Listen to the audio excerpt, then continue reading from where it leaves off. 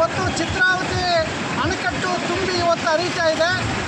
ಇದರ ಇತಿಹಾಸ ಬಾಗೇಪಲ್ಲಿ ಪಟ್ಟಣದಲ್ಲಿ ದೊಡ್ಡ ಮಟ್ಟದ ಜಿ.ವಿ. ಶ್ರೀರಾಮ್ ರೆಡ್ಡಿ ಶಾಸಕರಿದ್ದಂಥ ಸಂದರ್ಭದಲ್ಲಿ ಅವರು ನಿರ್ಮಾಣ ಮಾಡಿಸಿರ್ತಕ್ಕಂಥ ಅಣೆಕಟ್ಟು ನಿರ್ಮಾಣ ಆಗಬೇಕಂತೇಳಿ ಬಾಗೇಪಲ್ಲಿ ಸುತ್ತಮುತ್ತಲು ಬಾಗೇಪಲ್ಲಿ ಪಟ್ಟಣದಲ್ಲಿರ್ತಕ್ಕಂಥ ರೈತರುಗಳೆಲ್ಲ ಸೇರಿ ದೊಡ್ಡ ಮಟ್ಟದ 64 ದಿವಸಗಳ ಕಾಲ ದೊಡ್ಡ ಮಟ್ಟದ ಹೋರಾಟದ ಫಲ ಇವತ್ತು ಚಿತ್ರಾವತಿ ಅಣೆಕಟ್ಟು ನಿರ್ಮಾಣ ಆಗಿದೆ.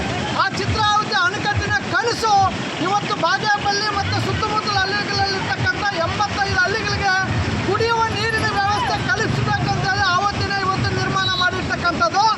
ಆ ಚಿತ್ರಾವತಿ ಅಣೆಕಟ್ಟು ಇವತ್ತು ತುಂಬಿ ಹರಿತಕ್ಕಂಥದ್ದು ಇವತ್ತು ನಮಗೆಲ್ಲರೂ ಕೂಡ ಒಂದು ಕಡೆ ಸಂತೋಷ, ಇನ್ನೊಂದು ಕಡೆ ದುಃಖ. ಯಾಕಂತೇಳಿದ್ರೆ ಆ ನೀರು ಇವತ್ತು ಸಮರ್ಪಕವಾಗಿ ಸರಬರಾಜು ಹಳ್ಳಿಗಳಿಗೆ ಬಾಗೇಪಲ್ಲಿ ಪಟ್ಟಣಕ್ಕೆ ಸಮರ್ಪಕವಾಗಿ ಇವತ್ತು ಸಿಗ್ತಾ ಇಲ್ಲ.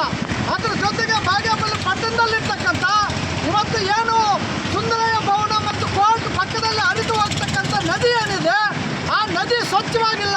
ಇವತ್ತು ಕೊಳಚೆ ನೀರು ಹೋಗ್ತಕ್ಕಂಥದ್ದು ಒಂದು ಕಡೆ ಆಗಿದೆ, ಇನ್ನೊಂದು ಕಡೆ ಕನಿಷ್ಠ ತಡೆಗೋಡೆ ನಿರ್ಮಾಣ ಮಾಡಿ ಇದಕ್ಕೆ ಸ್ವಚ್ಛವಾದಂಥ ನದಿಯನ್ನು ರಕ್ಷಣೆ ಮಾಡಲಿಕ್ಕೆ ಇಲ್ಲಿನ ಜನಪ್ರತಿನಿಧಿಗಳು ಶಾಸಕರು ಇದಕ್ಕೆ ವಿಫಲ ಆಗಿದ್ದಾರೆ. ಯಥೇಚ್ಛವಾಗಿ ಇವತ್ತು ನೀರು ಹರಿದು ಆಂಧ್ರಕ್ಕೆ ಹೋಗ್ತಾ ಇದೆ. ಇದರನ್ನೇ ಒಂದು ಚೆಕ್ ಡ್ಯಾಮನ್ನು ನಿರ್ಮಾಣ ಮಾಡಬೇಕು.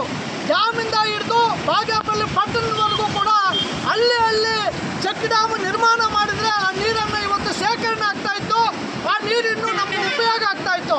ಆದರೂ ಕೂಡ ಇದನ್ನು ನಾವು ಒತ್ತಾಯ ಮಾಡ್ತೀವಿ. ಈ ಒಂದು ನೀರು ಹರಿತಕ್ಕಂಥ ಖುಷಿಯಲ್ಲಿ ಒಂದು ಕಡೆ ಖುಷಿ ಆದರೆ ಇನ್ನೊಂದು ಕಡೆ ದುಃಖ.